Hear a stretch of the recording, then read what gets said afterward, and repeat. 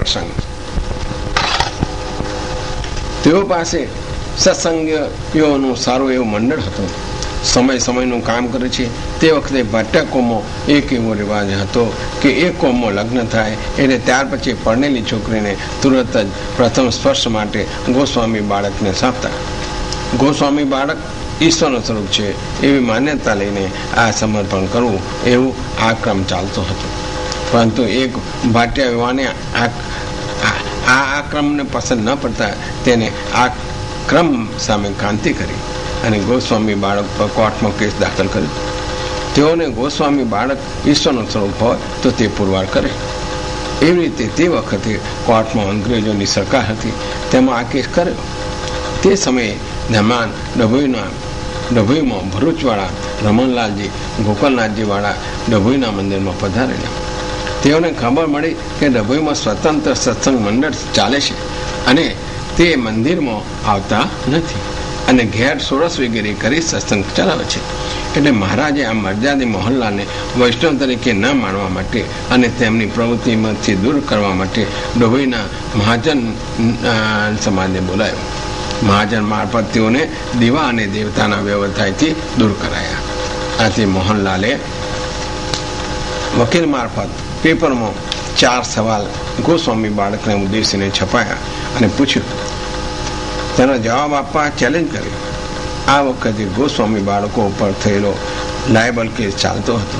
તેઓના બચાવ માટે 4 ગ્રેજ્યુએટ વૈષ્ણવો, એક મગનલાલ શાસ્ત્રી, પ્રોફેસર પુના, બીજા તેલીવાળા ભરૂચ, ત્રીજા ધીરજલાલ સાંકળિયા પુના અને ચોથા વાડીલાલ મુંબઈ, આ બધાએ વૈષ્ણવ સાહિત્ય જોઈ બધું એકઠું કરી બચાવ માટે તૈયારી કરતા હતા.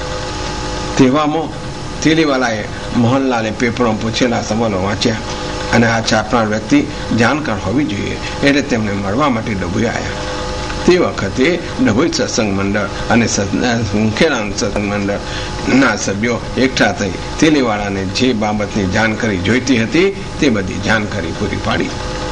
તેલીવાળા 1 અઠવાડિયું રોકાયા. આમ ડભોઈ તથા સંખેડા બધા સત્સંગી મંડળી ચારેય જાણકાર વ્યક્તિઓ સાથે અંગત સંબંધથી જોડાયા અને મહાપ્રભુજીના સુબોધીનું જાણકારી પ્રાપ્ત કરી.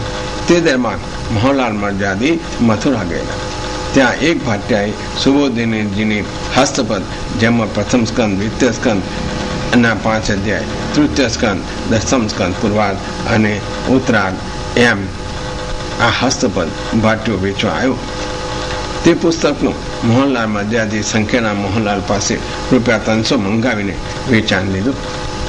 તે હસ્તપ્રત સુબોધનીજી તેલીવાળાએ દર્શન કરી વાંચી તપાસી હસ્તપ્રત સાચી છે અને તેઓ પુસ્તકો છપાવતા હતા તેમાં આ હસ્તપ્રત છપાવવા માટે ઉપયોગ કર્યો.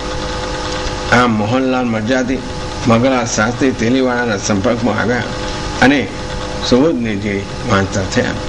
લોકોને તેઓ લાભ આપવા માંડ્યા. તેઓ ઠાકોરજીના સંઘમાં એક સેવા મર્યાદામાં કરી ઉત્સવ કરતા હતા. પ્રભુ મિલનનો અનેરો આનંદ ભોગવતા હતા. મહાપ્રભુજીને ભગવાન તરીકે ઓળખતા ન હતા તેવા વૈષ્ણવો મહાપ્રભુજીને ફક્ત આચાર્ય ભાવથી જ માનતા. તેથી પુષ્ટિ માર્ગ તેમજ પ્રભુ અપ્રાપ્તિ માટેનો વલ્લભ પ્રભુએ બતાવેલો માર્ગ જાણવા માટે સુબોધીજીમાં શું છે, ભાગવત અને સુબોધીજીમાં શું તારતમ્ય છે તે કોઈ સમજી શકતો ન હતો અને સમજવા માટે શ્રી વાડીલાલ નગદાસ જેવા વિદ્વાનો પાસેથી સુબોધીનું બધું જ રહસ્ય તેમને જાણવા મળ્યું. તેઓ ડભોઈમાં પાતે જિંદગીનો સમય વિતાવવા વૈષ્ણવ સાથે રાસ પંચાયતનું વાંચન કરતા. એક વખત પ્રભુએ મનુષ્ય જીવનમાં ઋણાપાકરણનો ગુણ મહિમા બતાવવા એક પ્રસંગ બનાવ્યો. ભગવતી અચ્છલાના મનમાં મોટી શંકા ઊભી થઈ કે આ મર્યાદી મોહનલાલ જેવી વૈષ્ણવી વ્યક્તિ કૃષ્ણ ગોપીના રાસમાં પ્રત્યેકના સ્નેહની ઊંચી વાતો બહુ કરે છે, પરંતુ તેના જીવનમાં તો કંઈ જુદું છે. તેઓ અમતીબેન સાથે સાધુ વ્યવહારને બદલે વિકૃત વ્યવહાર કરતા હોવાથી કૃષ્ણ ગોપીના ઉચ્ચ જીવનમાંથી પોતાના જીવનમાં ફેરફાર કરતા નથી. આવા મનમાં ઉદ્ભવેલ વિચાર જાણી ઠાકોરજીએ અચ્છલાને કહ્યું કે તારે આનું રહસ્ય જાણવું છે. અચ્છલાને જાણવાની જિજ્ઞાસા બતાવી. ઠાકોરજીએ અચ્છલાલને એવો કામ ઊભો કર્યો કે અચ્છલાલ ગભરી ગયા. તેને માફી માંગી અને આવી સમસ્યાનો ખુલાસો જાણવા માગણી કરી. ત્યારે ઠાકોરજીએ જણાવ્યું કે પ્રત્યેક જીવનું જીવન માત્ર ઋણાપાકના અધિકારના નિયમ પ્રમાણે ચાલતું હોય છે. આમથી બેન પાછલા જીવનમાં મોહનલાલના સંબંધી છે. જે કંઈ લેનદેન બાકી રહેલું તેની ચૂકવણી માટે એકમેક સાથે આ જીવન જીવે છે. એમાં વિકૃતિની છાયા પણ હોતી નથી. માટે તું તારી દ્રષ્ટિમાંથી કોઈ પણ વ્યક્તિના જીવનને દોષ દ્રષ્ટિથી જોવાનું બદલી નાખ. દરેક ગુણ જોવામાં શીખ. પ્રારબ્ધને ઋણાપાક કરવા માટેના જીવનમાં દોષ દ્રષ્ટિ હોતી નથી. કોઈ પણ વ્યક્તિ ફક્ત તે ચૂકવણી જ કરતી હોય છે. આમ મોહનલાલના મર્યાદિત એના જીવન સાથે એમના ચમત્કારી ઠાકોરજી હંમેશા રમણ કરતા અને મોહનલાલને આનંદ આપતા. અનેકવિધ પ્રકારના નૂતન પ્રકારના રમણમાં પરસ્પર આનંદ પામતા. આ રીતે કળિયુગના સમયમાં પણ ભક્ત સાથેનું નિત્ય રમણ પરસ્પરના સ્નેહાળ આવેશમાં પરિણવર્તન પામે છે. પુષ્ટિ માર્ગ એક અંતિમ જન્મની વૈષ્ણવ પરિવારોને પ્રભુની એક ભેટ સ્વરૂપ છે. તેમાં પ્રભુ ભક્તને પોતાની સાથેના સંબંધનો લાભ આપે છે. પ્રભુ સંબંધ બાંધ્યા પછી ઓતપ્રોત થઈ જાય છે. સંબંધ એરે જતો નથી.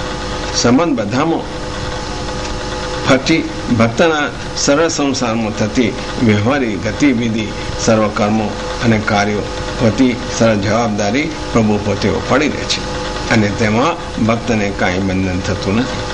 ભક્તને ફક્ત ભગવાનના સંબંધનું જ બંધન રહે છે. આનું સરળ ફળદાન પુષ્ટિ માર્ગના સેવા પ્રકરણમાં યોજેલ છે.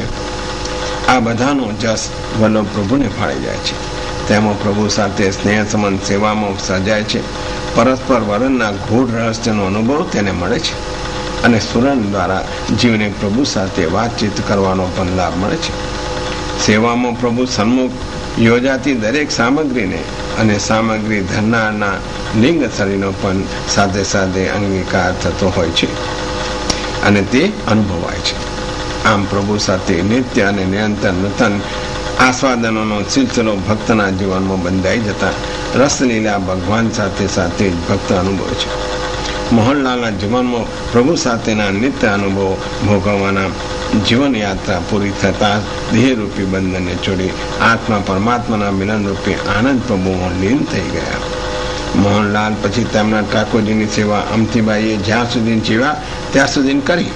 પછી તેમના પછી ઠાકોરજીને કાંકરોલી નરેશ ગોસ્વામી મહારાજ 108 વ્રજવસનરાજના વડોદરાની બેઠકમાં મંદિરમાં પધરાવી દેવાયા છે. આવા બીજા દ્વિતીય પરમ ભગવતી હિંમતલાલ છોટાલાલ દરુ માસ્તર સાહેબ. પરમ ભગવતી હિંમતલાલ છોટાલાલનો દરુનો જન્મ પરમ ભગવતી વૈષ્ણવ છોટાલાલ દરુને ત્યાં મહાપ્રભુજીના સ્વરૂપની સેવા કરનાર ભગવતી વૈષ્ણવને ત્યાં થયેલ હતો. ભગવતી છોટાલાલ દરુ સંસ્કારી મહેસૂલ ખાતામાં નોકરી કરતા હતા. તેઓ ડભોઈના ઝારોલા વાન્યા હતા. તેઓને સંતાનમાં 2 છોકરા હતા. મોટા ભગવતી હિંમતલાલ દરુ અંગ્રેજી શાળામાં માસ્તર તરીકે જોડાયેલા હતા, જ્યારે બીજા દીકરા ગિરધરલાલ ખેતીવાડીમાંથી જરૂરી મશીનરીનો વેપાર કરી ત્યાં નોકરી કરતા હતા. બંને મેટ્રિક પાસ હતા. હિંમતલાલ પુષ્ટિ સંપ્રદાયના મનોરથોમાં મંદિર જઈ લાભ ઉઠાવતા હતા. આમ મેટ્રિક સુધીમાં સંસ્કૃત ભાષાનો અભ્યાસ હતો, એટલે તેઓ પુષ્ટિ માર્ગના લિટરેચરનો અભ્યાસ કરતા. ડભીમાં તેઓએ સત્સંગ મંડળ બનાવેલું અને તેમાં 30 થી 40 ભગવદીઓને રસ લેતા કરેલા. ગોસ્વામી બાળકો ડભોઈ આવે ત્યારે તેઓની સાથે સંપ્રદાયની ગૂઢ રીતિઓનો તેઓને જાણવા મળતી. આમ તો ઘરમાં સેવામાં મહાપ્રભુજીનું ઉચિત સ્વરૂપ જ હતું. તેમની સેવા તેઓ કરતા હતા. તેઓને 4 છોકરા હતા. પહેલા અંબાલાલ દરુ, તેઓ બરોડા સ્ટેટ ગવર્મેન્ટમાં મહેસૂલ વિભાગમાં તલાટી હતા. બીજા છોકરા અચ્છલાલ દરુ શરૂઆતમાં બર્મા શિક્ષકની નોકરી કરી માટે ગયેલા. પછી ત્યાંથી પાછા આવ્યા અને પછી ચાનો વેપાર ભાગીદારમાં શરૂ કર્યો. ત્રીજો છોકરો કંચલાલ દરુ પોસ્ટ ઓફિસમાં ક્લાર્કની નોકરી કરતા હતા. ચોથા પુરુષોત્તમ દરુ અંગ્રેજી સ્કૂલમાં પ્રિન્સિપાલની નોકરી કરતા હતા.